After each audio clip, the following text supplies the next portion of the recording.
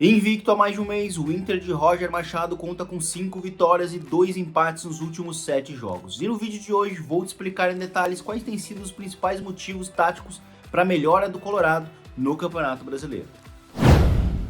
Bom, pessoal, então a gente vai começar a observar aqui o Inter em saída de bola.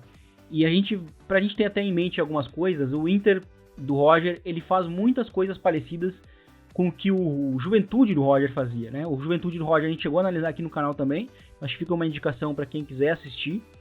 E o Inter do Roger, a partir desse momento de crescimento, faz essa saída de bola mais sustentada, a partir de um passe diagonal, né? Nessa relação diagonal, seja do zagueiro ou do goleiro, né?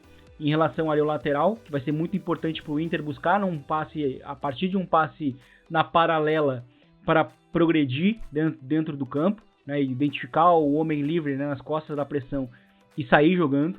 E isso vai acontecer tanto da direita, né, ou seja, do zagueiro buscando esse passe diagonal para o lateral direito, ou também para o lateral esquerdo. A diferença vai ser que o Bernabéu ocupa essa faixa mais central do campo, né, ele atua muitas vezes muito mais como um lateral interior também, né, embora quando ele vá se projetar numa situação de transição é mais por fora. Mas aqui ele recebe por fora, mas a gente vai ver que depois dessa tabela, né, na paralela, ele vai estar por dentro novamente, né, muito mais por uma questão de característica. Então o Inter também vai ter muito sucesso progredindo dentro de campo a partir de tirar muito bem a bola da zona da pressão, e aí o Bruno Gomes, né, que tem jogado como lateral direito, tem sido muito importante nesse sentido, tem tido muito sucesso nesse tipo de jogada, né, o Inter que consegue jogar em espaços muito curtos do campo, e vai também conseguir progressões, né, dentro de campo um pouco mais por dentro daí, a partir de jogadas de conceito do terceiro homem. Então a gente vai ver muito o Inter utilizando esse tipo de jogada, né, o conceito do terceiro homem, que é uma jogada muito importante, está muito presente em times de capacidade associativa, né, que é o caso do Inter. A gente percebe que o Inter com bola tem tido uma capacidade associativa muito grande, onde essa circulação ofensiva do Inter vai ser, novamente, como a gente falou na análise do Juventude do Roger, a partir de jogadores mais aproximados, né, passes médios ou curtos, e a partir disso o Inter vai tentar construir com muita qualidade, até mesmo a partir do goleiro, como a gente vê nesse lance até um pouco mais longo aqui do Cuiabá, onde o Inter vai construindo desde a base, novamente, né, o Bernabéu ocupando uma faixa mais interior do campo e vai estar até dentro da área para finalizar com muito perigo. Então é um time que sabe jogar com bola, né, e a partir disso a gente vai começar a entender alguns destaques individuais. Eu acho que o primeiro deles é o Thiago Maia, né, que é importante para esse funcionamento coletivo. O Thiago Maia com uma função um pouco mais diferente, né, nos últimos jogos, jogando um pouco mais solto, jogando, né, na entrelinha muitas vezes, jogando nas costas aqui dos volantes, como a gente percebe aqui contra o São Paulo. Então muitas vezes vai ser comum a gente ver ele na paralela aqui com o Alan Patrick. Então justamente porque ele vai também estar demonstrando nesses últimos jogos saber utilizar muito bem os espaços, né, que o adversário exerce, e aí muitas vezes ele vai finalizar com certo perigo a meia distância ou aparecer numa zona de finalização, né, da área, como aqui no gol que ele marcou contra o São Paulo, né. O Alan Patrick também, outro jogador muito importante, flutuando por dentro, girando, né, sobre marcadores, importante também para o jogo interior do Inter, na hora da distribuição, né, além também de ser um cara de muita qualidade no passe na frontal da área, então vai colocar muitas vezes aqui o 9, né, o Borré, uma situação muito clara de gol. Então o Inter, a partir disso, a partir dessas de algumas de jogadas aproximadas, de jogadores mais aproximados, de ações exploradas do campo, o Inter vai construindo com muita qualidade.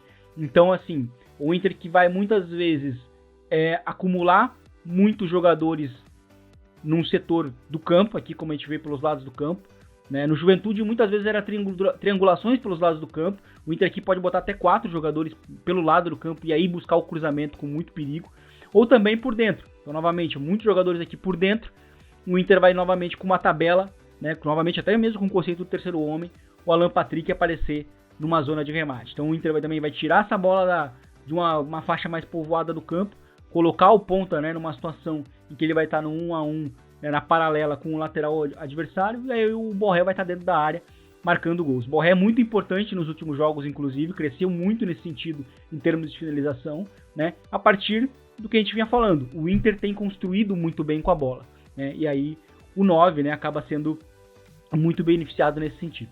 Então na parte defensiva, que é muito importante também, a gente vai ver um Inter que na hora de subir pressão, vai subir de uma maneira mais encaixada. Então, vai muitas vezes colocar de 7 ou até mesmo 8 jogadores, né, em campo contrário, né, para atrapalhar muito a saída de bola do adversário, né. Vai muitas vezes, inclusive, a gente vai ver muitas vezes o Inter forçando o adversário a dar o chutão, se ele não forçar um passe por baixo, né.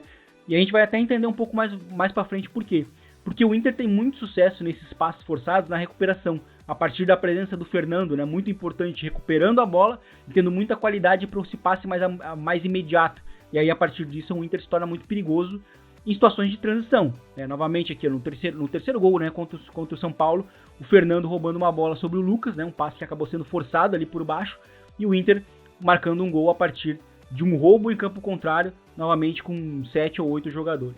Por quê? Porque o Inter também é um time que fisicamente está sobrando nos últimos jogos, né? E ele consegue dominar esse domínio de segundas jogadas. Né? A gente vê que o Inter domina muito esse tipo de jogada, né? Novamente, ataca bem, né? E isso acaba facilitando muito nesse sentido. E a gente vê até mesmo no gol aqui do Bruno Gomes, né? O gol de empate contra o São Paulo, novamente, um gol que nasce a partir de uma recuperação de uma segunda jogada.